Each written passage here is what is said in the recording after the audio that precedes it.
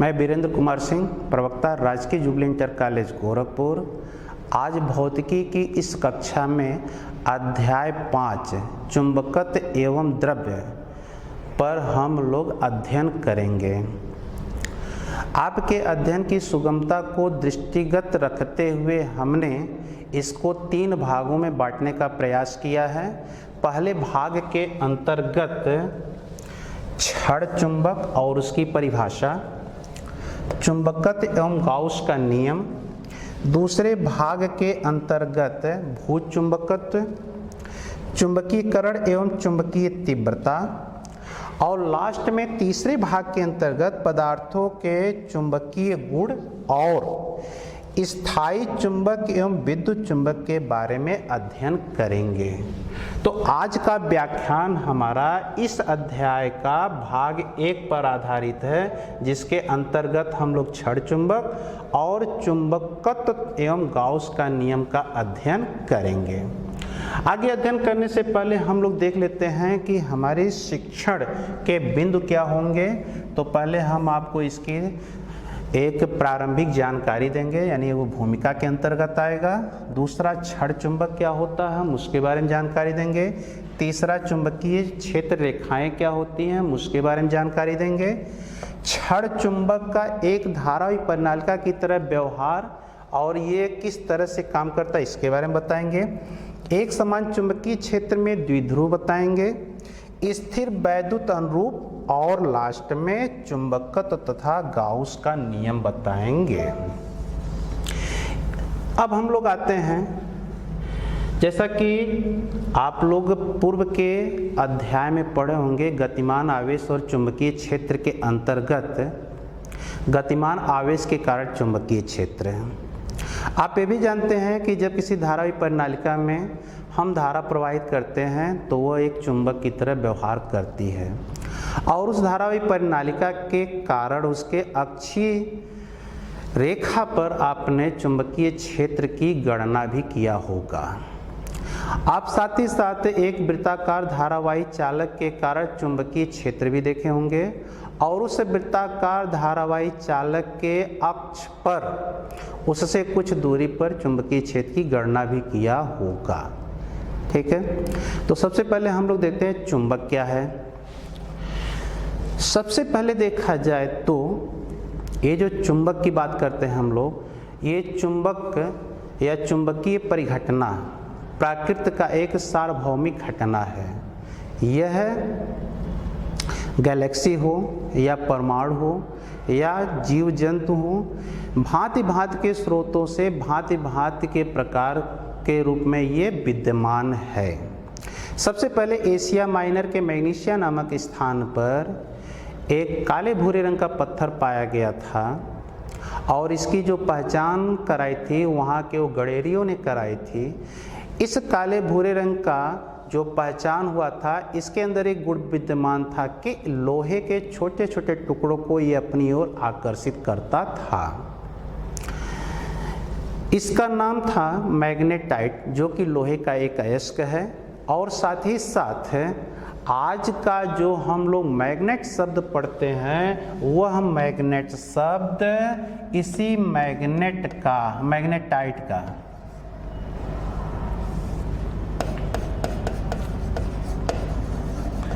Magnet शब्द जो होता है, इसी मैग्नेटाइट का एक सुधरा रूप है, और जिसका हिंदी रूपांतरण हम लोग लेते हैं चुंबक। तो वे सभी पदार्थ जो लोहे को अथवा लोहे से बनी वस्तुओं को अपनी ओर आकर्षित करता है, उसे हम लोग चुंबक कहते हैं, जैसे दंड चुंबक, छड़ चुंबक आदि। इनका जो नामकरण किया गया है, इनकी संरचना के आधार पर करते हैं।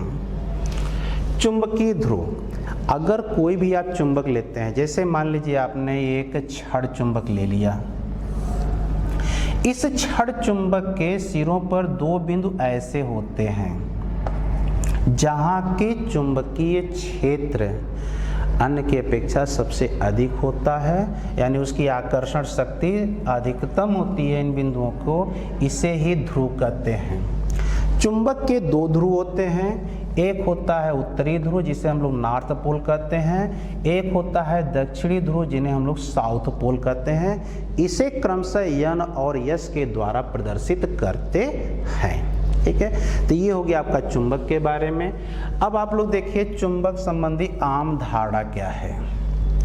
हमारी पृथ्वी भी एक चुंबक की तरह व्यवहार करती है और साथ ही साथ इसका जो चुंबकीय क्षेत्र है भौगोलिक दक्षिण से वह भौगोलिक उत्तर की ओर है, यानी पृथ्वी के गर्भ में भी एक चुंबक है। और इसी पाठ के अंतर्गत हम लोग आगे इसका भाग 2 में अध्ययन करेंगे। दूसरा पॉइंट देखिए, जब किसी चुंबक को स्वतंत्रता पूर्वक लटकाया जाता है अथवा कार्क के टुकड़े पर रखकर पानी के यानी स्थिर पानी के सतह पर उसे हम लोग तैराएं तो वह चुंबक सदैव उत्तर दक्षिण दिशा में ही ठहरता है। जैसे यहाँ पर हम आपको एक छोटे से एक्सपेरिमेंट के द्वारा बता रहे हैं। ये हो गया आपका दंड चुंबक, दंड चुंबक हो गया। इसको आप बिना ऐंठन के किसी रस्सी से यहाँ बांध लीजिए और ऐसे दृढ़ आधार से लटका दीजिए।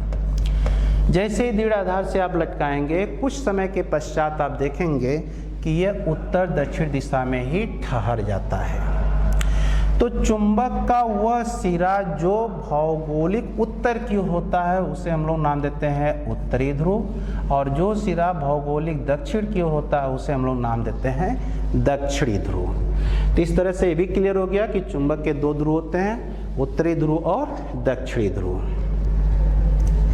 चुंबक के समान ध्रुवों के बीच विकर्षण का मिलन से हो गया प्रतिकर्षण होता है और विपरीत ध्रुवों के बीच आकर्षण होता है। जो ये व्यवस्था यहाँ पर बनी है, अगर इसी व्यवस्था के समीप हम लोग एक दूसरे चुंबक का अगर यहाँ पर दक्षिणी सिरा ले जाए तो यह सिरा इधर की ओर हटेगा तुरंत। इसका मीनिंग्स ये हुआ कि इन दोनों के बीच प्रतिकर्षण बल लग रहा है।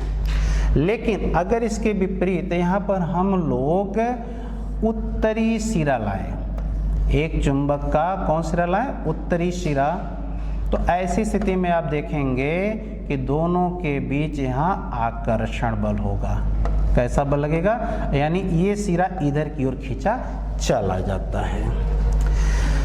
चौथा पॉइंट, किसी भी चुंबक के कहिए कि दोनों ध्रुवों को आप अलग कर लें तो ऐसा संभव नहीं है। यानी कि अगर ये दंड चुंबक है और आप चाहते हैं कि इसका जो ये नॉर्थ पोल है और ये साउथ पोल है, ऐसे बीच से काट करके हम इसको अलग कर लें नॉर्थ पोल और साउथ पोल को, तो ऐसा संभव नहीं है। जैसे ही आप इसको काटेंगे या तोड़ेंगे, प्रत्येक टुकड़ा अपने आप में एक पूर्ण चुंबक बन जाता है। तो ये नॉर्थ है, यहाँ साउथ हो जाएगा, ये साउथ है तो यहाँ पर ये नॉर्थ हो जाएगा। आप अगर इसको तोड़ते जाएं परमाणु स्केल पर भी पहुँच जाएंगे, तब भी आप यही पाएंगे कि यह अपने आप में एक पूर्ण चुंबक होगा। हाँ, यहाँ पर इसका चुंबकत्व का गुण यानी आकर्षण करने की क्षमता घट जाएगी, यानी वह क्षीण हो जाएगी। लास्ट में देखिए, चुंबक प्रेरण के द्वारा चुंबकीय पदार्थों में चुंबकत्व का गुण उत्पन्न कर देता है। जैसे मान लीजिए आपके पास एक चुंबक है और इसी चुंबक के समीप आप अगर एक स्क्रू ड्राइवर लाते हैं, क्या ला रहे हैं? स्क्रू ड्राइवर ला रहे हैं, तो आप पाएंगे कि इसका यह सिरा कुछ समय पश्चात चुंबक बन जाता है, लेकिन इसका चुंबकत्व तो कम रहेगा, यानी आकर्षण करने की जो उसकी क्षमता रहेगी वह कम रहेगी। अब देखिए क्या होता है छड़ चुंबक। एक पतली लंबी छड़ के आकार वाली चुंबक को हम लोग छड़ चुंबक कहते हैं। यानी जो हमारा छड़ का संरचना होता है उस रूप में अगर कोई चुंबक है तो उसे हम लोग नाम दे देते हैं छड़ चुंबक। तो यहाँ चित्र में देखिए एक छड़ चुंबक को लोहे के रेतन में डाला गया है। लोहे का रेतन का मतलब लोहे का बुरादा हो या छीलन हो। तो जैसे ही यहाँ पर आप डालेंगे, ये नॉर्थ पोल है, अगर ये साउथ पोल है, तो यहाँ पर जो है इसी चित्रानुसार जो है ये लोहे का रेतन यहाँ पर समायोजित हो जाता है। तो जब ये लोहे का रेतन समाहित होता है तो ये जिस पथ पर चलता है, ये सभी पथ अगर देखा जाए तो ये चुंबकीय क्षेत्र रेखा होती हैं। क्या होंगी? ये चुंबकीय क्षेत्र रेखा होती हैं। इन चुंबकीय क्षेत्र रेखाओं का अपना एक गुण भी होता है। चुंबकीय क्षेत्र में चुंबकीय क्षेत्र रेखाएं सतत होती हैं और ये बंद लूप बनाती हैं। दूसरा, अगर हम इन्हीं चुंबकीय क्षेत्र रेखा पर कोई एक स्पर्श रेखा खींच दें तो स्पर्श रेखा जो है चुंबकीय क्षेत्र की दिशा बताता है। क्या बताएगा वो? चुंबकीय क्षेत्र की दिशा बताता है। तीसरा पॉइंट देखिए, अगर हम लोग किसी चुंबकीय क्षेत्र में क्षेत्र के लंबवत एकांक तल में एक पृष्ठ रख दें तो उस पृष्ठ के लंबवत जितनी अधिक बल रेखाएं उस पृष्ठ में से गुजरेंगी वो उतना ही प्रबल चुंबकीय क्षेत्र होगा। मीनिंग्स ये है, अगर मान लीजिए ऐसे ये चुंबकीय बल रेखा है, इसे देख रही है और यहाँ पर एकांक क्षेत्रफल का हम लोग पृष्ठ रखे हैं, तो जितनी ही ज़्यादा संख्या में या जितनी अधिक मात्रा में यहाँ चुंबकीय क्षेत्र रेखाएं से गुजरेंगी, यहाँ पर चुंबकीय क्षेत्र उतना ही अधिक होगा। एक चौथा इसका सबसे अच्छा प्रगुण ये देख लीजिए, दो चुंबकीय क्षेत्र रेखाएं एक दूसरे पर नहीं काटती हैं। मान लीजिए अगर ये काट दी तो इस कटान बिंदु पर इस चुंबकीय क्षेत्र रेखा पर एक स्पर्श रेखा और इस पर भी हम लोग स्पर्श रेखा खींच सकते हैं। ऐसी स्थिति में एक ही चुंबकीय क्षेत्र की एक ही दिशा नहीं रह जाएगी। कहने का तात्पर्य हुआ कि यहाँ इस कटान बिंदु पर एक ही चुंबकीय क्षेत्र का दो दिशा प्रदर्शित होगा और यह असंभव है। क्या चीज है आपका? असंभव है।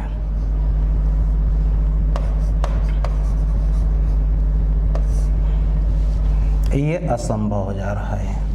ठीक, अब इसके बाद हम लोग चलते हैं क्षण चुंबक का धारावाही परिनालिका की तरह व्यवहार। जिस प्रकार से देखा जाए कि किसी भी धारावाही परिनालिका को बहुत सी परिधाराओं का योग माना जाता है, उसी तरह क्षण चुंबक को बहुत सी संचारी धाराओं का योग माना जाता है। अब हम आपको बताते हैं धारावाही परिनालिका होती क्या है। कि किसी विद्युत कुचालक बेलनाकार पदार्थ पर तांबे के विद्युत रोधी तारों को इस प्रकार लपेट दीजिए कि उसकी जो लंबाई बनती है वह लंबाई इसके व्यास से काफी अधिक होता है। ऐसी संरचना धारावाही परिनालिका कहलाती है। तो यहाँ पर धारावाही परिनालिका में देखा जाए तो ये बहुत सी परिवाही धाराओं का एक संयोग बनता है। एक परिवाही धारा ये हो गया, दूसरा ये हो गया, तीसरा ये हो गया, चौथा हो गया, पांचवा, ऐसे आप बनाते चले जाएंगे। ठीक है। साथ ही साथ किसी चुंबक को अगर बीच से काट दिया जाए तो ये उसी तरह से होता है जिस तरह से इस धारावाही परिनालिका को बीच से काटा जा रहा है। ठीक, तो हम लोग ये देखेंगे कि चुंबक का व्यवहार धारावाही परिनालिका की तरह कैसे है। तो इसके लिए क्या करते हैं, हम लोग एक धारावाही परिनालिका लेंगे और उस धारावाही परिनालिका के केंद्र से r दूरी पर एक बिंदु लेंगे। उसी बिंदु पर हम लोग चुंबकीय क्षेत्र की गणना करेंगे। अब देखिए, चुंबकीय क्षेत्र की गणना करने के लिए थोड़ा सा हम लोग एक ज्योमेट्री समझते हैं। यहाँ चित्र में ऐसे एक धारावाही परिनालिका लिया गया है जिसकी लंबाई हम लोग 2l लिए हैं। ये पूरी लंबाई जो है आपका 2l है।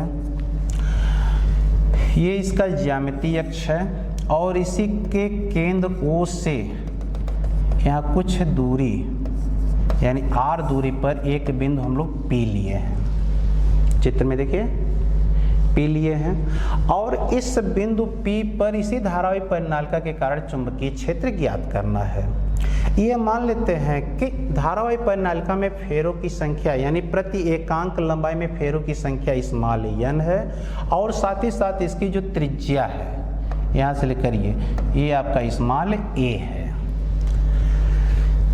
अब हम लोग एकांक लंबाई के फेरों की संख्या के आधार पर यहाँ पर हम लोग dx लंबाई का एक परिवाही तंत्र ले रहे हैं और इसकी मोटाई मान लेते हैं वो आपका dx है, लेकिन यहाँ से इसकी दूरी कितना है, वो x है। तो ऐसी स्थिति में हम लोग ये देखेंगे कि इसमें कुल फेरों की संख्या कितना है और उन फेरों की संख्या के आधार पर ये जो नीला वाला भाग दे रहे हैं इसके कारण यहाँ पर कितना चुंबकीय क्षेत्र उत्पन्न होगा उसकी गणना करेंगे। और आप लोग पढ़ चुके होंगे इसके पूर्व के अध्याय में कि किसी वृत्ताकार कुंडली के कारण उसके अक्ष पर उत्पन्न चुंबकीय क्षेत्र है और वह चुंबकीय क्षेत्र का जो मान होता है उसका मान है B बराबर म्यू 0 I R स्क्वायर बटे x square plus R square, यहाँ पावर 3/2 रहता है, यहाँ हो जाएगा 2। लेकिन यहाँ पर चूंकि फेरों की संख्या n dx है इसलिए इसको हम लोग मॉडिफाई कर लेते हैं और जब मॉडिफाई कर लेंगे तो यहाँ x is replace by r minus x हो जाएगा। साथ ही साथ यहाँ पर कैपिटल R को रिप्लेस कर देंगे हम लोग a से। ऐसी स्थिति में हमको ये समीकरण प्राप्त होता है और ये जो समीकरण है ये जो है आपको मिलेगा इस अवयव के कारण P पर चुंबकीय क्षेत्र। चूँकि हमको पूरी परिनालिका के कारण यहाँ पर चुंबकीय क्षेत्र का मान ज्ञात करना है तो हम क्या करेंगे कि पूरी लंबाई में ऐसे कई अवयव लेंगे और उन अवयवों के कारण यहाँ पर चुंबकीय क्षेत्र निकालेंगे और सबका योग लेंगे। तो ये करने से अच्छा ये है क्यों न हम इस समीकरण का समाकलन कर लें और समाकलन का जो सीमा लेते हैं वो हम -L से ले करके, यानी ये जो दूरी है ये हमारा -L में चला जाता है और ये दूरी जो होता है +L में चला जाता है। इसके आधार पर हम लोग फिर क्या करते हैं, फिर उस समाकलन का सीमा लेते हैं। अब त्रिकोणमितीय प्रतिस्थापन के द्वारा इसका मान ज्ञात कर लेंगे, लेकिन यहाँ पर चूंकि जो बिंदु P लिए हैं वह धारावाही परिनालिका के त्रिज्या से काफ़ी अधिक है। ऐसी परिस्थिति में हम लोग यहाँ पर एक अजम्पशन लेते हैं और उसका मान है कि R is very large in greater than small a, यानी R की तुलना में देखा जाए a लगभग नगण्य है और इसी तरह R की तुलना में जो अर्ध लंबाई होगी परिनालिका की ये भी लगभग नगण्य है। तो ऐसी स्थिति में जो हमारा यहाँ पर हर का मान है वो नियर इक्वल टू हो जाता है r³ के बराबर, और जैसे ही r³ के बराबर होता है इस समीकरण में ये मान आप रखेंगे तो dx बटे जो आप इतना पाते थे उसके जगह पर केवल और केवल हो जाएगा आपका 1/r³।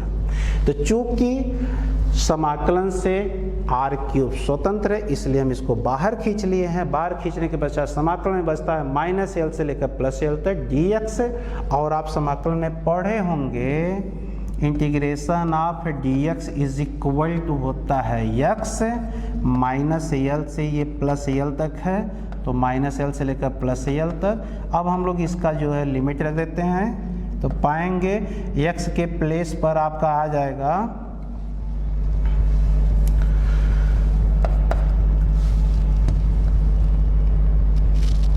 x के प्लेस पर आएगा आपका +L -L। अब आप इसको जब सॉल्व करिएगा तो L हम माइनस से प्लस हो जाएगा, L हो जाएगा इज इक्वल टू हो जाएगा 2L, यानी इस पूरे इंटीग्रेशन की जो वैल्यू आएगी वो 2L होगी और यही मान यहाँ पर रख दिया गया है। अब इसके पश्चात आगे आइए, आप लोग पढ़ते होंगे चुंबकीय आघूर्ण इसके पहले वाले अध्याय में, तो यम का फार्मूला होता है I × A। I बहने वाली धारा है और ये बताता है उसके अनुप्रस्थ काट का क्षेत्रफल। तो धारावाही परिनालिका के लिए हो जाएगा यहाँ पर I, उसमें बहने वाली धारा I है, ए की जगह पर हो जाएगा पाई ए स्क्वायर, उसके अनुप्रस्थ काट का क्षेत्रफल हो जाएगा। और एन बताता है चूंकि धारावाही परिनालिका में हम लोग उसमें प्रति एकांक लंबाई में फेरों की संख्या एन लिए थे और उसकी लंबाई 2l था, इसलिए यहाँ पर 2l गुणे l 2l गुणे आई गुणे पाई ए स्क्वायर गुणे n होगा। इस स्थिति में आप पाएंगे b बराबर म्यू 0/4/2m/r³। ये बताता है धारावाही परिनालिका के कारण उसके अक्ष पर उसे काफी दूर स्थित बिंदु पर चुंबकीय क्षेत्र का मान, और साथ ही साथ इसका प्रयोगात्मक विधि के द्वारा भी इसका मान ज्ञात किया जा सकता है। एक छड़ चुंबक के द्वारा देखा जाए तो इतना ही चुंबकीय क्षेत्र प्राप्त होता है। इस आधार पर हम लोग कहते हैं कि छड़ चुंबक का व्यवहार भी धारावाही परिनालिका के समान होता है। अगली कड़ी में हम लोग चलते हैं। एक समान चुंबकीय क्षेत्र में द्विध्रुव। किसी चुंबकीय क्षेत्र में आप कोई भी वस्तु रख दीजिए, अगर उस पर बल आघूर्ण उत्पन्न हो तो उस वस्तु को हम लोग चुंबकीय द्विध्रुव कहते हैं। और चुंबकीय द्विध्रुव के उदाहरण में देखा जाए तो आपके ये दंड चुंबक भी हो जाएंगे, साथ ही साथ धारावाही परिनालिका भी होगा। धारावाही परिनालिका के साथ साथ आपका वृत्ताकार कुंडली भी हो जाएगा। अगर किसी चुंबकीय द्विध्रुव को चुंबकीय क्षेत्र में क्षेत्र के साथ थीटा कोण के विक्षेप पर रखा जाए तो उस पर एक बलयुम लगता है और उस बलयुम का जो आघूर्ण मिलता है वह टाउ बराबर mb साइन थीटा होता है, जहां m बताता है चुंबकीय आघूर्ण, b बताता है चुंबकीय क्षेत्र और साइन थीटा बताता है कि वेक्टर m और वेक्टर b के बीच का कोण कितना है। इस स्थिति में अगर हम लोग चलते हैं, थोड़ा सा देखा जाए तो आपको कक्षा 11 के भौतिकी के पहले भाग में आप पढ़े होंगे बल आघूर्ण और जड़त्व आघूर्ण में संबंध, और साथ ही साथ जब आप गति का समीकरण लिखते हैं तो वह गति का समीकरण न्यूटन के गति विषयक दूसरे नियम या बराबर ma से लिखा जाता है।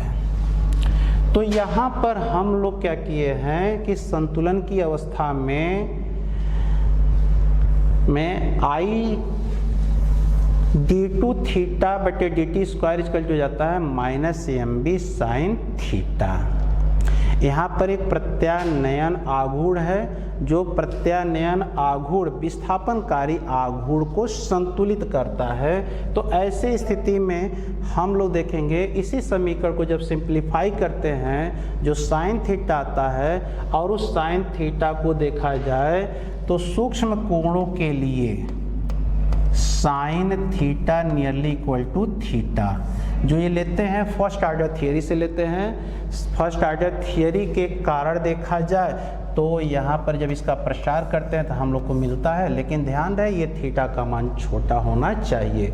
यह जो है एक सरल आवर्त गति को प्रदर्शित करता है, और सरल आवर्त गति को प्रदर्शित करने के कारण वह सरल आवर्त गति में गति करेगा, जिसके कारण उसके दोलन का काल यानी आवर्त काल मिलेगा, और वह t बराबर होता है 2 पाई अंडर रूट, आप लोग सिंपल सा पढ़ते हैं t बराबर 2 पाई अंडर रूट विस्थापन बटे त्वरण, तो उसी के आधार पर यहाँ पर मिल गया t बराबर 2 पाई अंडर रूट आई बटा mb।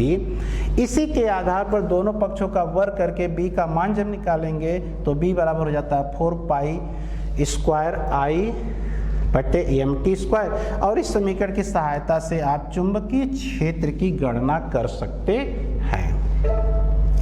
तो जब चुंबकीय क्षेत्र की गणना कर, अब देखते हैं एक समान चुंबकीय क्षेत्र में चुंबकीय द्विध्रुव की स्थितिज ऊर्जा क्या होगी। अगर किसी चुंबक को या चुंबकीय द्विध्रुव को चुंबकीय क्षेत्र में उसकी साम्य स्थिति से किसी विशेष स्थिति में घुमाते हैं तो इसमें कुछ कार्य करना पड़ता है।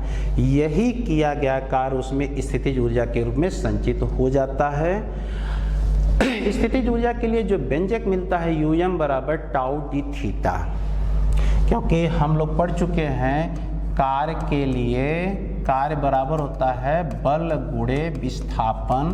तो चूंकि यहाँ पर कोणीय गति है इसलिए बल के जगह पर हो जाता है बलागुण टाउ, और विस्थापन वहाँ पर जो लीनियर विस्थापन होता है, रेखीय विस्थापन होता है, यहाँ पर हम लोग कोणीय विस्थापन थीटा लेते हैं, इसकी वैल्यू जाता है टाउ थीटा।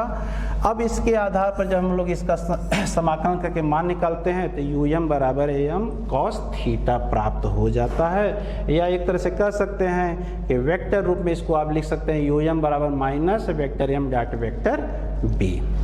इस समीकरण के अनुसार जब स्थितिज ऊर्जा न्यूनतम रहेगी तो वह अधिक स्थायी अवस्था में रहता है, जब स्थितिज ऊर्जा अधिकतम रहेगी, ठीक है, तो वह अस्थायी अवस्था में होता है।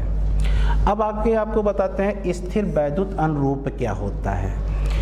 अगर हम लोग इसी भौतिकी के अंतर्गत देखा जाए तो पहले पाठ में हम लोग वैद्युत द्विध्रुव पढ़ते हैं, और वैद्युत द्विध्रुव और यहाँ पर चुंबकीय द्विध्रुव दोनों में काफ़ी समानता मिलती है।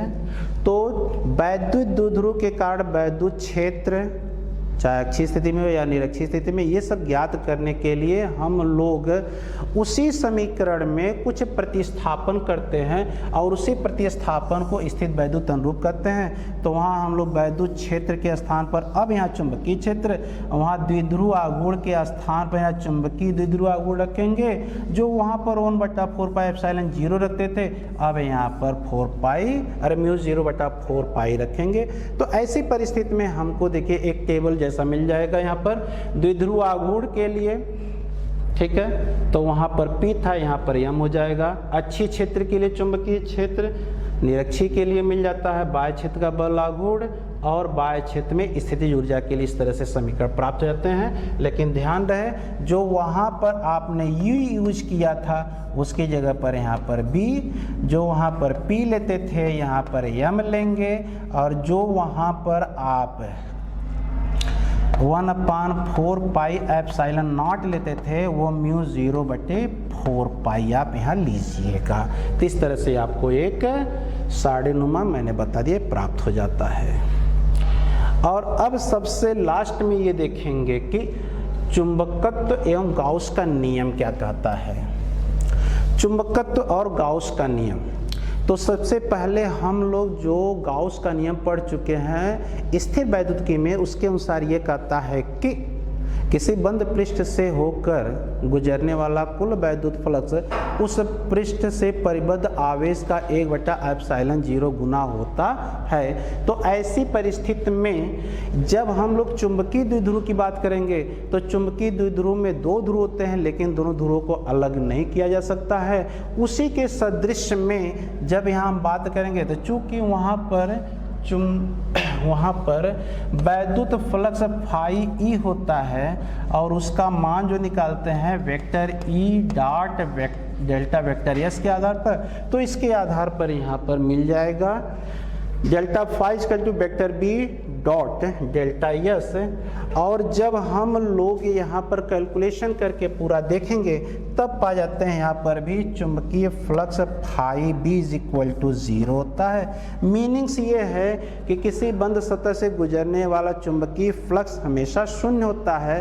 यह शून्य इसलिए होता है क्योंकि चुंबकीय क्षेत्र रेखाएं जब चुंबकीय द्विध्रुव से निकलेंगी तो जहाँ से निकलती हैं वहीं पहुँच जाती हैं, इसलिए जितना निकलेंगी उसको हम लोग प्लस लेते हैं और जो वहाँ प्रवेश करती हैं उसको माइनस में लेते हैं, जिसके कारण यहाँ पर ये पूरा का पूरा शून्य हो जाता है। तो छात्रों आज के लिए बस इतना था, आज बस ओके।